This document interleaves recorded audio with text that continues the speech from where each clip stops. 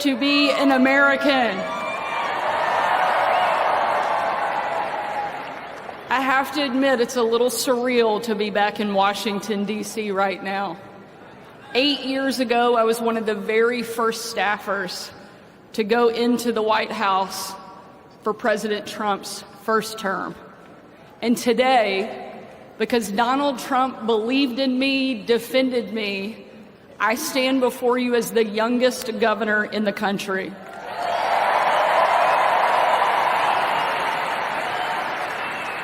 More importantly, I stand here as someone who absolutely loves this country and is so thankful we finally have a president that is back in the White House that will fight for each one of us.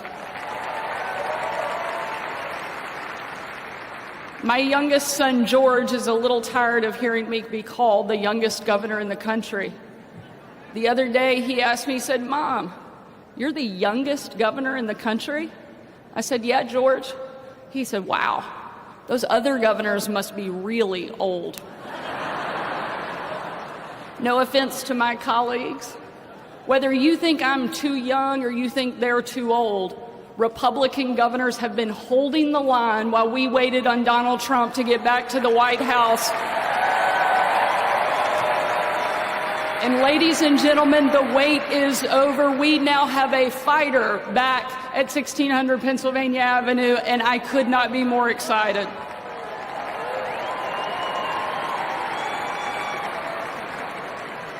The reason I'm so excited to see Donald Trump back in the White House is because I know he's a president who absolutely loves America. Not even an assassin's bullet could keep him down and stop him from continuing to fight for each one of us. Over the course of the 2.5 years I had the privilege of serving President Trump, I got to travel with him literally all over the world, seeing firsthand just how much he loves this country. And on one particular trip, it was unlike anything we'd ever done before and probably any of us will ever do again. Some of you have heard this story, but I want to remind you of who Donald Trump is at his core. We boarded Air Force One in complete and total darkness. There were no lights on the plane, no lights on the runway. And 12 hours later, on Christmas night, when we touched down in war-torn western Iraq, again, a similar scene. No lights on the runway, no lights on the plane. No one knew that the President of the United States had traveled around the world on Christmas night until we got there. And the President walked in to a dining hall that was packed with troops, men, women from all over the country. Every demographic you can imagine represented in that room in that moment.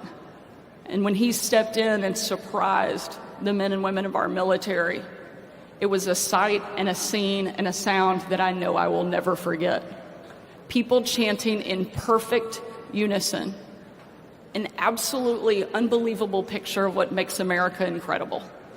Those men and women cheering, chanting over and over and over again, USA, USA, USA.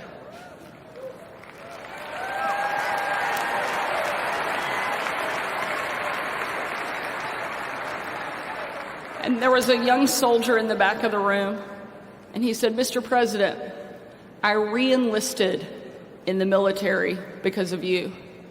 And the president said, without missing a beat, "And son, I am here because of you." We finally have a president who will stand up for our country and that will protect and fight for the men and women who wear the uniform and give us the freedom so we easily enjoy.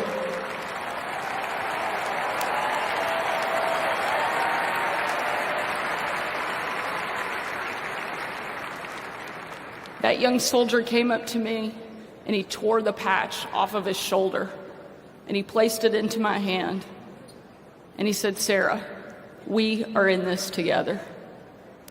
Ladies and gentlemen, that young man and everyone that has served before him, everyone that will serve after him, deserves to know that we have a leader that loves this country and will do everything he can to make it great, and that's exactly what we have in Donald J. Trump.